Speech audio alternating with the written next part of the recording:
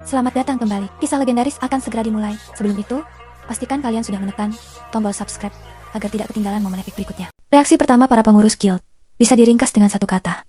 Bingung, kolektif. Seseorang tanpa afiliasi? Peringkat 1, ini bug? Sayangnya, tidak. Nama Sung Jihan muncul di peringkat pertama, dan semua orang langsung bertanya.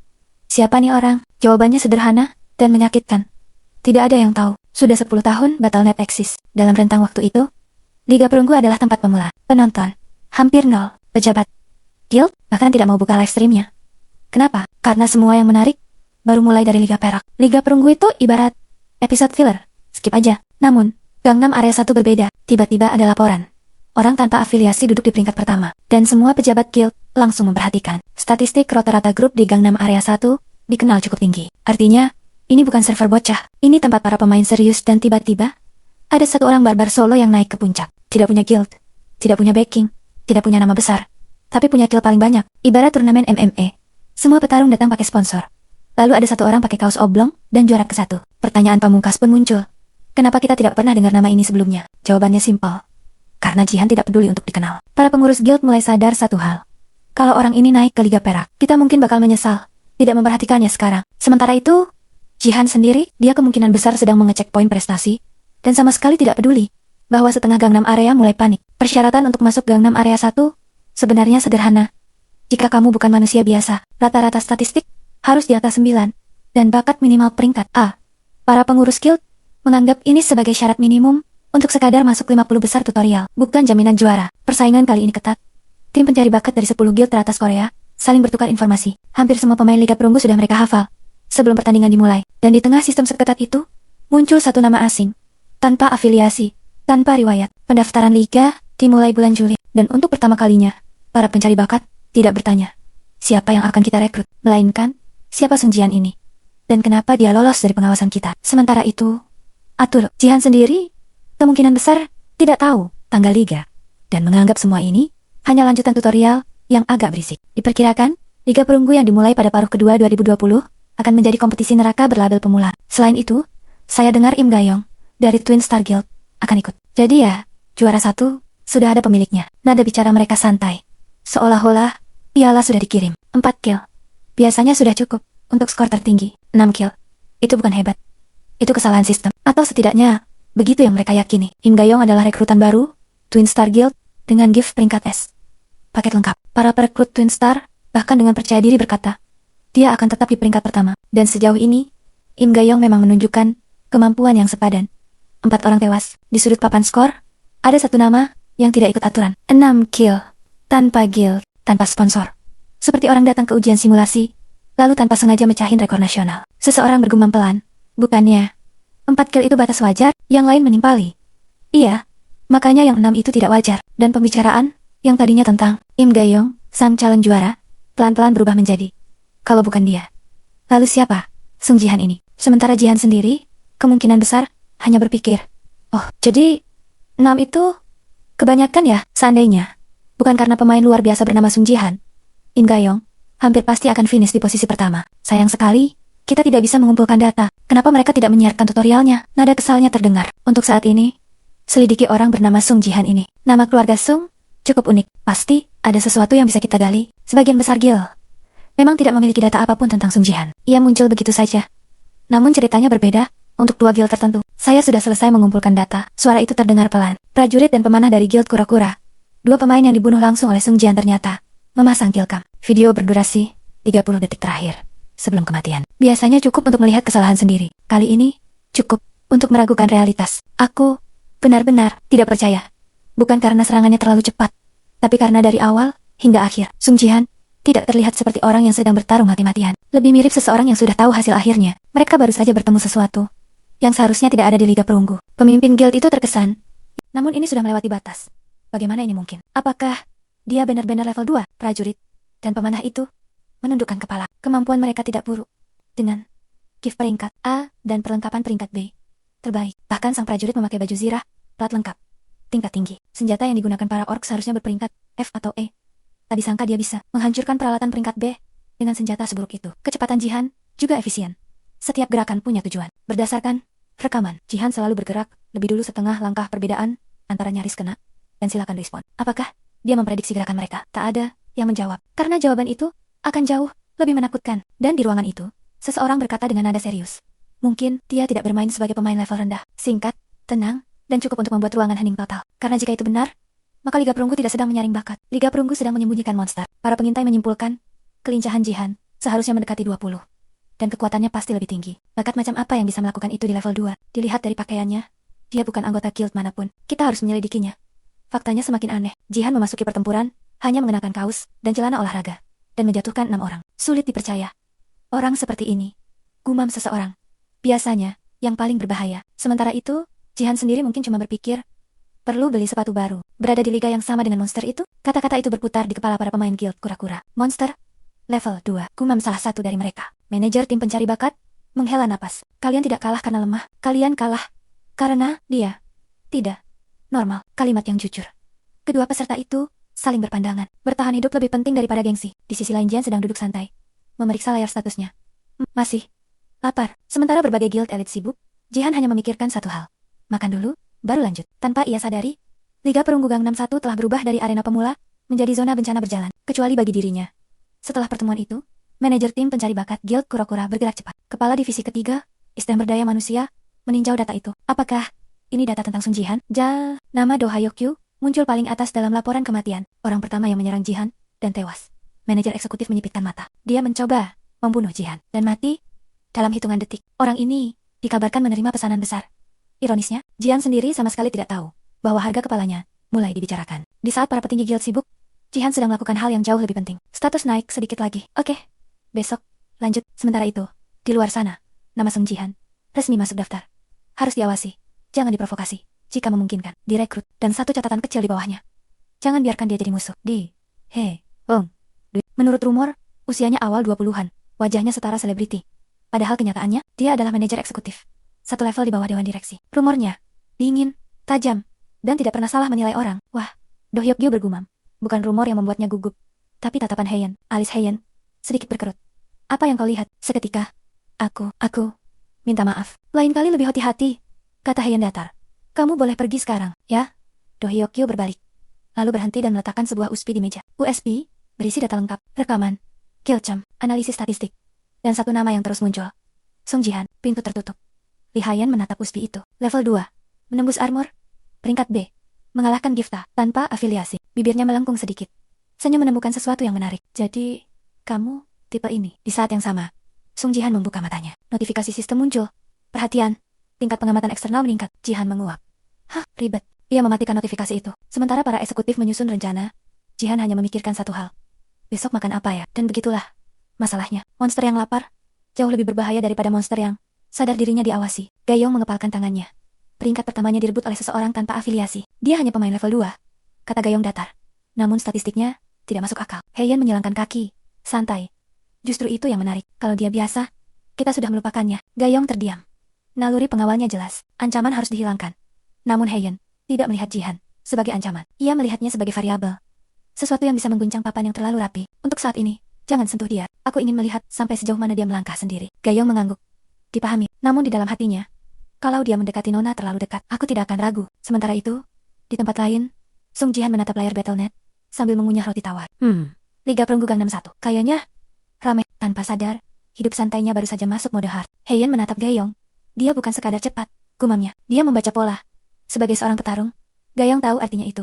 Pengalaman. Menurut analisis, kalau Hayokyu bertahan 5 menit lagi, dialah yang akan mati lebih dulu. Keheningan jatuh. Twin Star Guild terbiasa di puncak.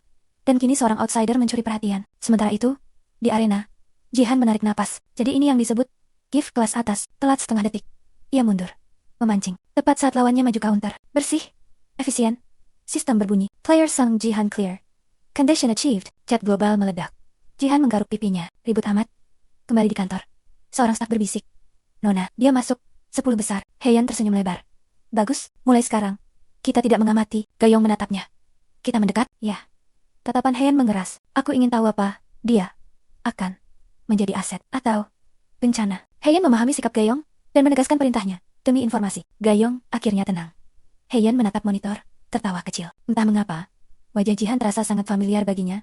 Seolah ia pernah bertemu dengannya di masa lalu. Di Battle.net, ada 2 cara meningkatkan statistik.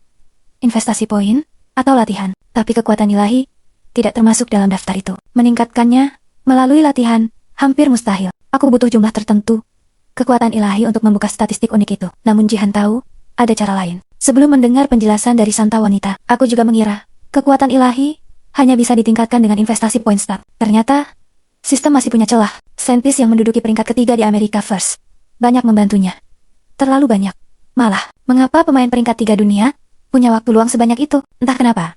Ia sering muncul di tempat Jihan berlatih untuk mengobrol. Jihan, restoran steak baru dibuka. Jihan, kamu juga perlu istirahat. Jihan, berhentilah merusak boneka baja malang itu dan bermainlah denganku. Berisik. Namun, dari obrolan santai itulah, Jihan mendapatkan informasi berharga. Obrolan mereka sering melebar. Di sela-sela itu, muncul pula kisah-kisah lama para pemain papan atas, termasuk cerita Santa sendiri. Jihan, kamu tahu bagaimana aku bisa menjadi seorang Santa? Tidak, statistik kekuatan ilahiku tinggi. Bukankah 10 batas maksimum alami? Fufu, dulu, di masa tutorial season, ada metode khusus untuk meningkatkan kekuatan ilahi. Metode itu, menurut Santa, hanya berlaku hingga akhir tahun ke-2020. Dan sekarang, waktunya hampir habis.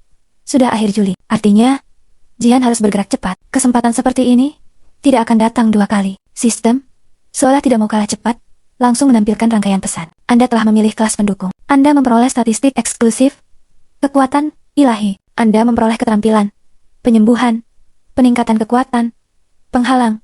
Jihan mulai meninjau. Pertama, sembuh. Peringkat F. Butuh 8 kekuatan ilahi. Masalahnya, kekuatan ilahi Jihan saat ini hanya 5. Artinya, skill pertamanya langsung tidak bisa dipakai. Sistem benar-benar konsisten dalam menyulitkan. Namun Jihan tidak kecewa.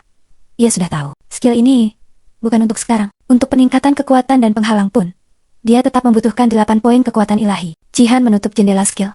Aku tidak akan menggunakan poinku untuk ini. Menghabiskan poin untuk sesuatu yang tidak bisa langsung digunakan adalah kebodohan. Aku bisa membangkitkan kekuatan ilahi dengan metode yang diungkapkan Santa Wanita itu kepadaku. Metode khusus itu membutuhkan satu hal.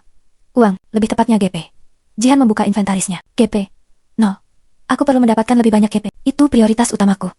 Sampai pertandingan berikutnya, masih ada waktu luang. GP bisa didapat melalui uang tunai atau pasar Battle.net. Tapi tanpa modal, kedua opsi itu hanyalah teori. Jihan mengedarkan pandangan ke sekeliling penthouse. Ayo kita berburu harta karun. Jihan mulai menjelajahi lemari, laci, dan kotak penyimpanan. Setiap benda berpotensi menjadi JP. Ini bukan cara yang heroik.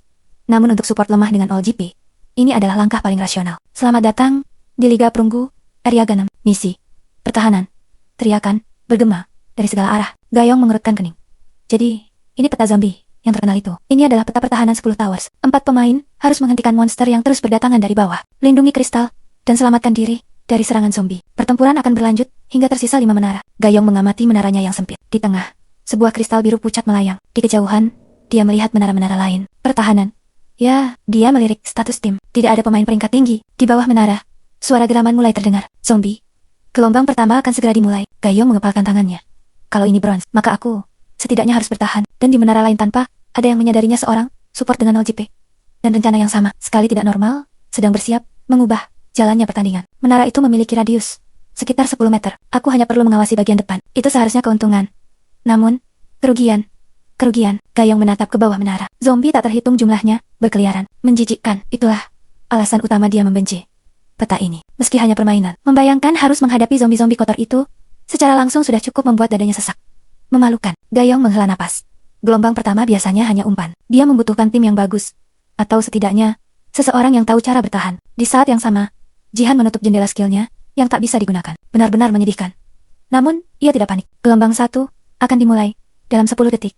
Kilatan, seorang pemanah, dan penyihir dengan perlengkapan mahal, muncul di menara Gayong. Tim ini bisa bertahan, pikirnya. Saat itulah, kilatan cahaya terakhir, memanggil seorang pendukung. Yang muncul bukan sosok suci, melainkan seorang pria bersetelan olahraga hitam, memegang tiang logam panjang. Jihan, juara 1, tutorial. Pemanah dari LK, menatapnya kosong. Penyihir terdiam, support mereka datang, membawa tiang besi. Ini Gangnam kan, bukan tempat cosplay hemat. Perlengkapan, support, itu menyedihkan. Gayong langsung menurunkan ekspektasi. Ronde ini terasa sudah kalah. Sebelum mulai, lalu Jihan berbicara santai. Tenang, kalau zombie lewat sini mereka bakal antre. Semua orang bingung. Saat zombie pertama mendekat, Jihan tidak menyerang. Ia hanya menjulurkan tiangnya. Zombie itu tersandung, lalu jatuh menimpa zombie di belakangnya, menciptakan efek domino yang sempurna. Barisan depan musuh lumpuh total. Dalam sekejap, Gayong berkedip. Oh, mungkin. Seperti ini tidak salah masuk. Apakah kau Pemain pendukung. Penyihir itu menilai Jihan dari ujung kepala sampai kaki. Lalu mendecak. Menyedihkan. Lihat perlengkapanmu. Kau, pengemis. Jihan. Diam. Beginilah akibat musim tutorial. Orang seperti ini, ikut dipanggil. Tatapan Jihan berubah dingin. Penyihir itu langsung merasa tidak nyaman. Kenapa kau menatapku begitu? Jihan akhirnya bicara pelan. Aku hanya mengingat wajah orang yang akan mati lebih dulu. Pemanah LK, segera maju. Tuan penyihir, tolong, meski perlengkapannya terlihat begitu, dia pasti ada alasannya. Tapi penyihir itu semakin berisik. Lihat dia, berani-beraninya diam. Aku tidak akan bermain. Sampai dia berlutut. Dan minta maaf, pemanah menatapnya tak percaya. Berlutut. Untuk hal sekecil itu, penyihir itu duduk santai. Dasar support busuk, tanpa merendahkan diri. Kau tidak akan dapat apa-apa. Gayong menghela napas. Bertengkar sebelum ronda dimulai. Klasik. Jihan akhirnya mengangkat kepala. Nada suaranya datar. Kalau aku berlutut, katanya pelan. Zombie yang menyelamatkanmu nanti? Atau aku? Henning. Raungan zombie terdengar makin dekat. Gayong menutup mata. Bagus, sangat bagus. Ronda belum dimulai tapi tim ini sudah hampir mati duluan. Baru saat itulah Gayong benar-benar menyadarinya. Penyihir troll Liga Perunggu Kim Gi-hyuk, nama yang terkenal bukan karena prestasi, tapi karena kepribadiannya. 4 kali gagal promosi, dia berubah menjadi perusuh. Saat ini pun dia tersenyum puas, seakan menunggu tepuk tangan. Ronda ini jelas bukan hanya tentang bertahan dari zombie, melainkan tentang siapa yang akan menghancurkan tim lebih dulu zombie, atau Kim Gi-hyuk sendiri. Gi-hyuk muncul kembali di puncak menara dengan wajah pucat. 1 nyawa hilang. 2 tersisa. Kau bajingan gila. Potong Jihan santai. Menoleh sedikit. Kau masih hidup? Kalimat itu terdengar lebih menyakitkan daripada lemparan barusan. Gi-hyuk menggertakkan gigi. Kau pikir ini lucu? Hardiknya. Jihan menatapnya dari ujung mata. Tidak. Jawabnya jujur. Sedikit memuaskan sih. Gayong menutup wajahnya dengan 1 tangan. Ini mode pertahanan zombie, bukan arena drama. Sang pemanah berdeham, canggung. Baiklah, kita fokus. Zombie mulai padat. Gi-hyuk tertawa dingin. Bagus, kita lihat saja siapa yang bertahan tanpa sihirku. Dia mengangkat tongkatnya, tapi berhenti, karena Jihan sudah berdiri di depannya. Kalau kau berhenti main, kata Jihan datar, aku tidak akan melemparmu lagi. Hening. Zombie menabrak dinding. Kristal pertahanan bergetar. Gi-hyuk menelan ludah. Untuk pertama kalinya, dia menyadari sesuatu yang tidak tertulis di statistik manapun support itu tidak lemah. Dia hanya belum dipaksa serius. Dan, sayangnya, Gi-hyuk baru saja memaksa. Begitu Gi-hyuk sadar kembali, Jihan sudah melemparkannya dari menara lagi. Perizai, teriak Gi-hyuk refleks. Sambil melayang turun, dia menyadari sesuatu yang aneh. Mananya? Tersendat. Di atas menara, Jihan berdiri santai. Katanya ringan. Lupa bilang, di buff mana? Interference. Efek samping support. Wajah Gi-hyuk membeku. Dia tidak sedang dipermainkan. Dia sedang dikendalikan. Letakkan Jihan menepis perisai itu dengan 1 gerakan. Meraih kerah bajunya. Kalau kau mati kali ini, ucapnya tenang, kau cuma punya 1 kebangkitan tersisa. Wajah Gi-hyuk mengucap. Tunggu. Pergi. Tubuh sang penyihir kembali melayang. Zombie di bawah menyambutnya dengan antusias. Gayong menoleh. Wajahnya kaku. Dia benar-benar dilempar lagi. Pemanah itu menghela napas. Yang ketiga kali ini, Jihan berdiri di tepi menara. Habis ini dia akan bangkit lagi, katanya santai. Gayong menelan ludah. Dan kalau bangkit, Jihan menoleh. Kita lempar lagi. Untuk Kim Gi-hyuk, ini bukan lagi mode pertahanan. Ini sudah jadi siklus hukuman. Kilatan cahaya menyambar. Gi-hyuk bangkit untuk terakhir kalinya. Tunggu. Teriaknya refleks. Jika dia mati sekarang, posisinya terakhir. Hukuman untuk finish terakhir terlalu berat. Kalau levelnya turun lagi. Di atas menara, Jihan hanya menatapnya dari kejauhan. Gi-hyuk menelan lidah, lalu berteriak, aku bisa bekerja sama. Hening. Gayong melirik Jihan. Ragu. Dia berubah nada. Jihan menghela napas pendek. Bukan berubah, katanya. Dia cuma kehabisan nyawa. Tatapan Gi-hyuk bergetar. Untuk pertama kalinya, egonya benar-benar runtuh. Di sini, tidak ada yang wajib menoleransinya. Dan jika dia jatuh, sekali lagi, itu bukan lagi pelajaran. Itu akhir. Kehilangan statistik masih bisa ditoleransi. Masalahnya, keahlianku akan hilang. Jika Gi-hyuk mati sekali lagi, dia akan tercatat sebagai pemain pertama yang gugur di mode bertahan. Levelnya turun. Dan skill level 20 yang dibelinya, dengan harga mahal lenyap tanpa sisa. Amarahnya mendidih. Tapi wajahnya dipaksa tenang. Baiklah, katanya akhirnya. Nada suaranya tiba-tiba jinak. Aku mengerti. Kau hebat. Aku akan berpartisipasi dengan benar. Aku level 15. Penyihir api. Peta ini butuh damage area. Sang pemanah langsung menghela napas lega. Namun, Jihan tidak bereaksi. Tatapannya tetap datar. Hanya itu, Jihan yang sejak tadi diam, akhirnya bergerak. Mengulurkan tangannya. Dalam sekejap, kerah baju Gi-hyuk kembali dicengkram. Aku tidak perlu minta maaf, kata Jihan datar. Kalau kau bicara seperti itu, orang-orang akan mengira akulah yang memulai keributan. Tunggu, lain kali, lanjutnya tanpa emosi. Bersikaplah sopan. Genggaman itu terlepas. Gi-hyuk mundur. Rahangnya mengeras. Amarahnya belum. Padamahnya dipaksa diam. Dan semua orang di sana paham satu hal. Gi-hyuk tidak tunduk karena sadar. Dia tunduk karena tidak punya pilihan. Tubuh Gi-hyuk menghilang di balik kegelapan. Penyihir Kim Gi-hyuk telah meninggal. Kim Gyu-hyuk telah tereliminasi dari permainan ini. Peta pertahanan untuk 4 orang kini tinggal bertiga. Tanpa seorang penyihir, sampah sudah dibuang. Gumam Jihan dingin. Lalu, sebuah jendela sistem terbuka. Di bawah misi terbatas untuk meraih peringkat 1. Sebuah panel emas berkilau muncul. Pencarian berantai. Basmi 1000 zombie seorang diri. Jihan menyipitkan mata. Membunuh 1000 zombie sendirian, mustahil jika dimainkan dengan cara normal. Sang pemanah menatap Jihan dengan kesal. Kalau kau sebegitu jengkelnya, seharusnya kau abaikan saja. Sekarang lihat akibatnya. Tanpa penyihir, mereka akan mulai memanjat. Seperti orang gila, ia terus mengomel. Tapi Jihan sama sekali tidak menanggapi. Pandangannya tertuju ke bawah menara. Pada lautan zombie yang terus menumpuk. 1000 zombie. Apakah itu mustahil? Bibirnya melengkung tipis. Bukan mustahil. Gumamnya pelan. Hanya merepotkan. Hei, apa kau mendengarku? Bentak sang pemanah. Kalau kau memang sehebat itu, bertarunglah sendiri. Tepat saat emosinya meledak, Jihan tersenyum. Benarkah, Gayong, telah sampai pada kesimpulan itu? Pemain Sung Jihan kurang pandai bergaul. Terlepas dari siapa yang benar atau salah, keputusan paling rasional adalah bertahan hidup. Dan Jihan jelas bukan tipe orang yang mempertimbangkan kerjasama. Seseorang yang terlihat cocok menjadi prajurit justru memilih menjadi pendukung. Pilihan yang aneh. Apakah dia hanya pencari perhatian? Satu-satunya kesimpulan logis baginya.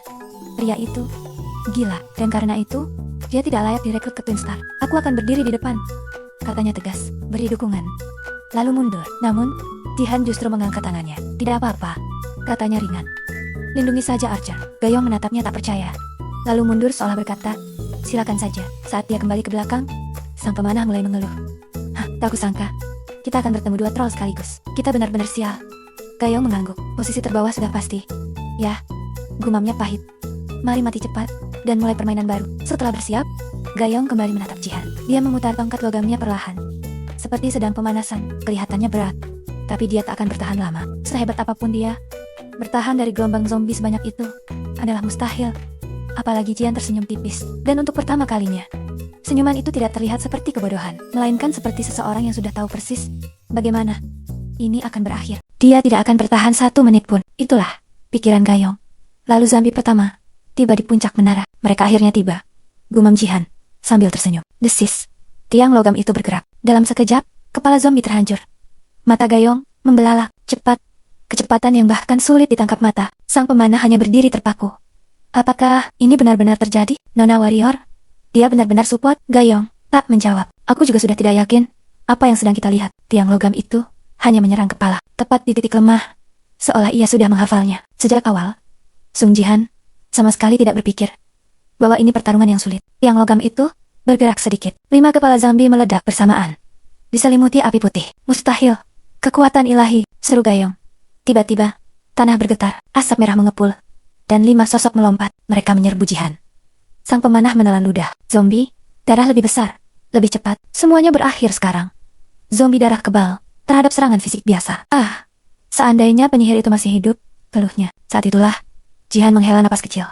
Benar juga, katanya santai. Kalau begitu, tiang logam di tangannya berkilau lebih terang. Kita percepat saja.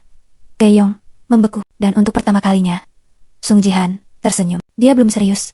Sampai sekarang, senyum seseorang yang baru saja memutuskan bahwa pertarungan ini sudah terlalu lama. Dulu, kata santa perempuan itu, peringkat mereka tinggi, karena mereka peninggalan masa lalu. Tapi, pilihan yang mereka buat, buruk. Buruk. Dia menjelaskan bagaimana spekulasi relik dunia lain runtuh. Setelah 10 tahun tanpa hasil, langsung ke intinya saja. Sela Jihan. Santa itu mendengus. Beberapa relik memang berasal dari dunia lain. Jika kamu memegangnya, memusatkan kekuatan ilahi, dan berdoa kamu akan mendapat pesan dan sedikit kekuatan ilahi. Tapi dari sudut pandang support, itu tidak berguna. Karena tidak ada bonus tambahan seperti relik dari bumi. Jadi, itulah jawabannya. Relik dunia lain bukan tidak berguna, hanya merepotkan. Sang Santa lalu menambahkan.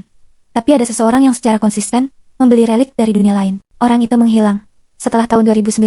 Saat itu, Jihan tidak terlalu memikirkannya. Sampai ia menggeledah penthouse milik saudara iparnya. Itu kakak perempuanku, Sung Jia, seorang saintis yang mengorbankan dirinya pada tahun 2019. Waktunya persis sama. Dan di gudang kakakku, aku menemukan banyak relik dunia lain. Sebagian besar memiliki label yang sama. Relik dunia lain peringkat F. Kekuatan ilahi di dalamnya telah lenyap. Relik mati. Namun, tidak semuanya. Beberapa di antaranya berbeda. Yang ini, misalnya, Pof. Ingatan Jihan terlempar kembali ke bunyi tumpul kepala zombie yang hancur. Jadi bukan reliknya yang gagal. Yang gagal hanyalah orang-orang yang tak tahu cara memakainya. Dan kakaknya tampaknya telah mengumpulkan semua ini bukan untuk koleksi, melainkan untuk menemukan jawabannya. Sayangnya, dia harus membayar harga terlalu mahal untuk itu. Kekuatan warisan sejati akhirnya bangkit. Namun, apakah itu cukup untuk menghadapi tantangan yang mustahil? Kisah Jian belum berakhir di sini. Jika kalian penasaran dengan kelanjutannya, jangan lupa untuk subscribe, like, dan tinggalkan komentar di bawah. Menurut kalian, apa yang akan terjadi selanjutnya? Sampai jumpa di episode berikutnya.